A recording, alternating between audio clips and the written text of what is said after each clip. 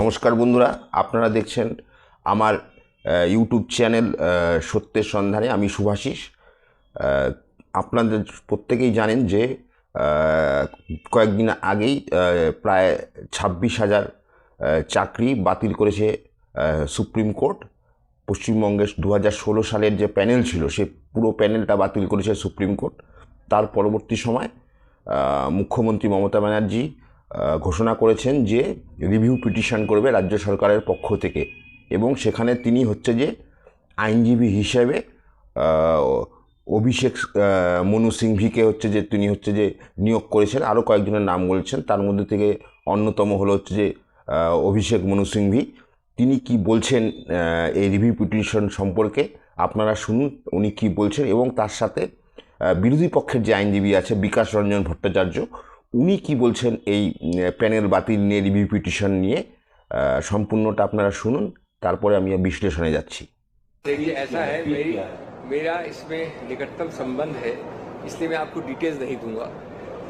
मैं इतना स्पष्ट करूंगा कि इस मामले में सब लोग एक हैं।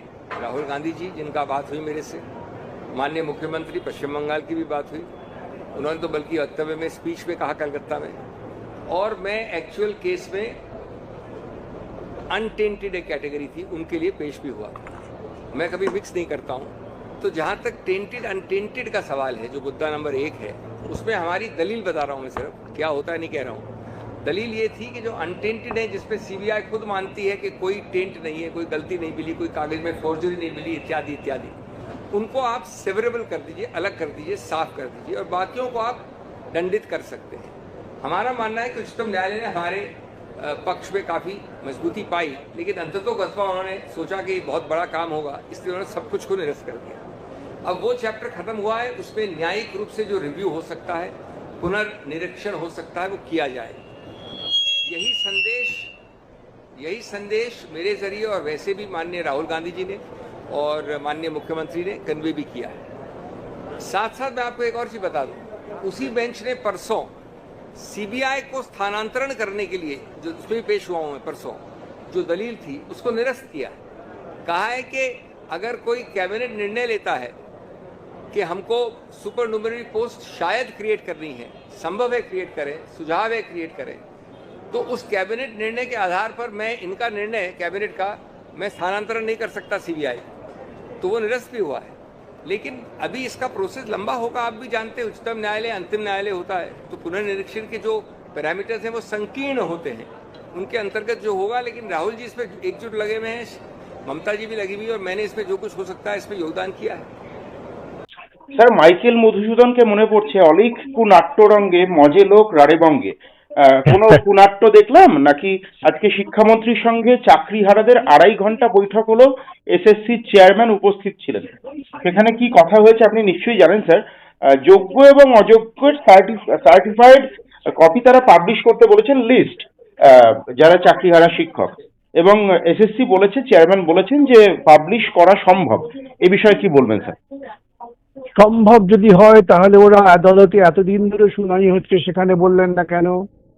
হলফনামা দিয়ে কলকাতা হাইকোর্টে 4 বার তারা হলফনামা দিয়েছেন। প্রতিবার তারা বলেছেন এখনো আমরা নির্দিষ্ট সিদ্ধান্তে পৌঁছতে পারিনি। তার মানে তারা উদ্দেশ্যমূলকভাবে আদালতকে ভুল পথে পরিচালিত করার চেষ্টা করেছেন, সাংবিধানিক আদালতকে। এটা একটা মারাত্মক অপরাধ। আজকে তারা যেটা বলছেন যে যোগ্য অযোগ্য, না, যোগ্য অযোগ্য শব্দটাই তো ভুল। ওরা সরাসরি ভাবে বলুন দুর্নীতি করে চাকরি পেয়েছে তাদের লিস্টেই, এবং যারা দুর্নীতি করেনি তাদের লিস্টেই। এই শব্দ বন্ধ করে কেন শিক্ষামন্ত্রী বা মুখ্যমন্ত্রী বা এসএসসি চেয়ারম্যান বলছেন না? আসলে ওদের দুর্নীতির পর্দাটা ফাঁস হয়ে গিয়েছে, সেখান থেকে বাঁচবার জন্য ওরা কিন্তু এই যোগ্য অযোগ্য তত্ত্ব খারাপ করার চেষ্টা করছেন। অবিলম্বে সুপ্রিম কোর্টের নির্দেশ অনুযায়ী হাইকোর্টের নির্দেশকে মান্যতা দিয়ে যে সুপ্রিম কোর্টের নির্দেশ হয়েছে, ওরা যাদের লিস্ট দিচ্ছেন, যাদের ওরা বলছেন টেন্টেড, আমি অযোগ্য শব্দটা আবারও ব্যবহার করছি না, তাদের থেকে অবিলম্বে টাকা আদায়ের ব্যবস্থা নেই। সেটা যদি করেন তাহলে বুঝবো ওরা ঠিক ঠিক লিস্ট বার করেছেন।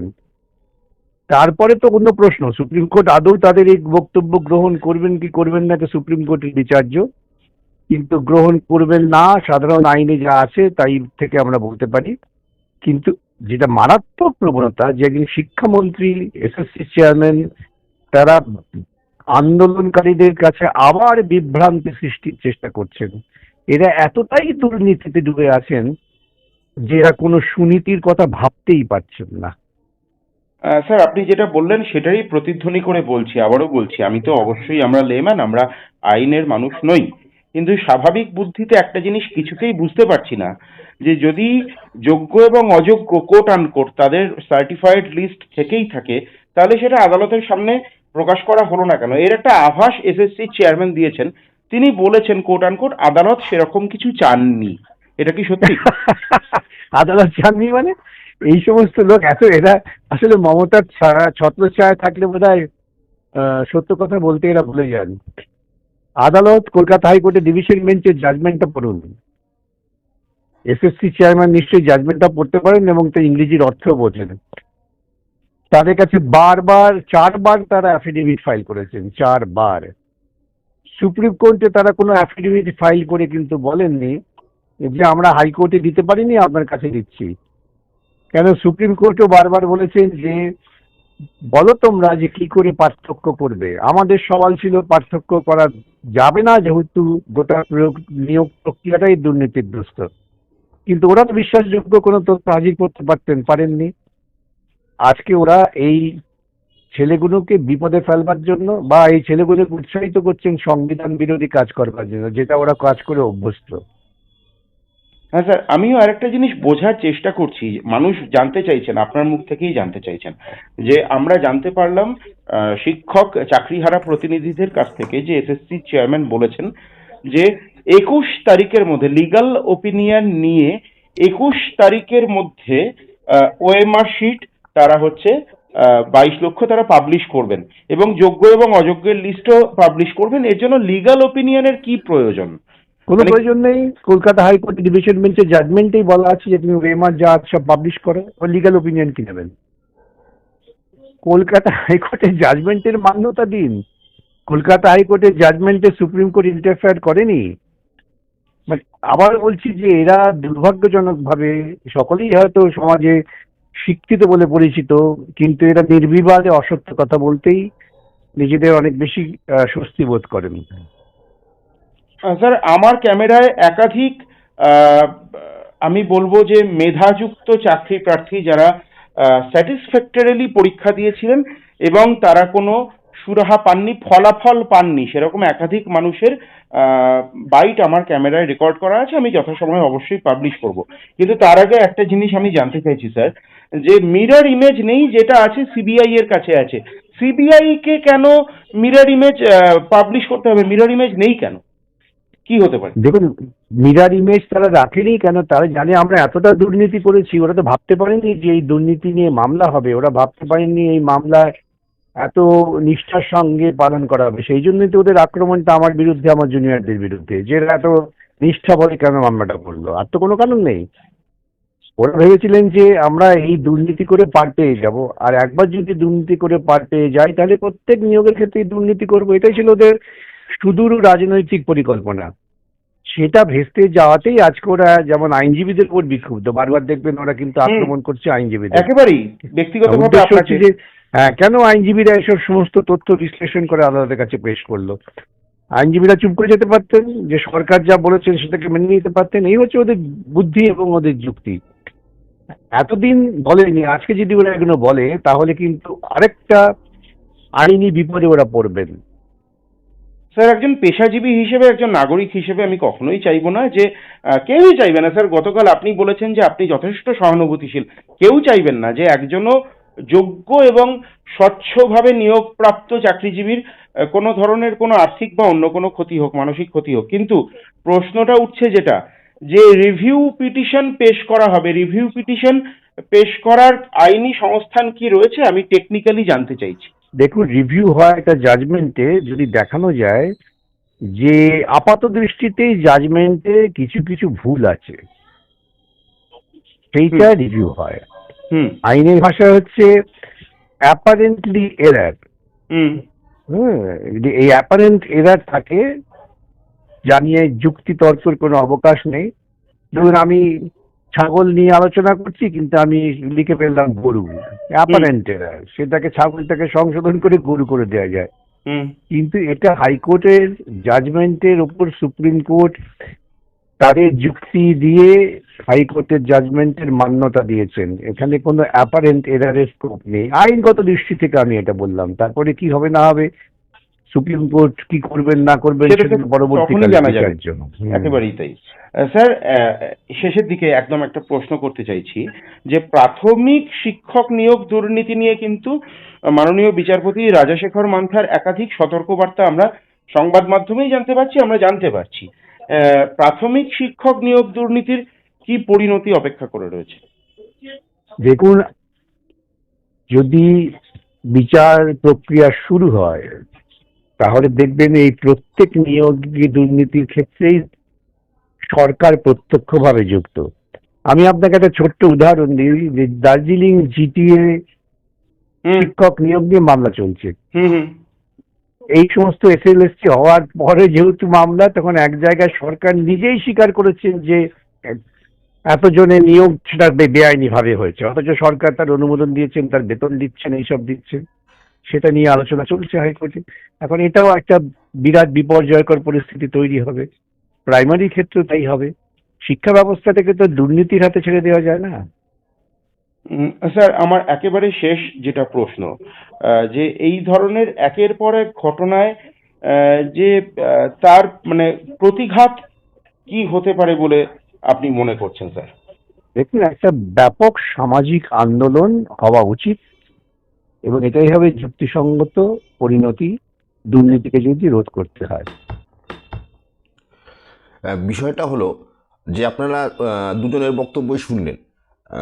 অভিষেক মনু সিংভির যে বক্তব্য, তিনি বলছেন যে রাহুল গান্ধীও চাচ্ছেন যাতে যারা নন টেন্টেড বা যারা হচ্ছে যে দোষী না, যারা হচ্ছে যোগ্য শিক্ষক, তাদের চাকরিটা যাতে থাকে এবং সেপারেশন করা, এবং তার মধ্য দিয়ে রিভিউ পিটিশনটা হচ্ছে যে জমা করা হচ্ছে যে কোর্টে। কিন্তু কোর্টের রিভিউ পিটিশন কিন্তু ওপেন কোর্টে হয় না, সেটা হয় হচ্ছে যে চেম্বারে হয়।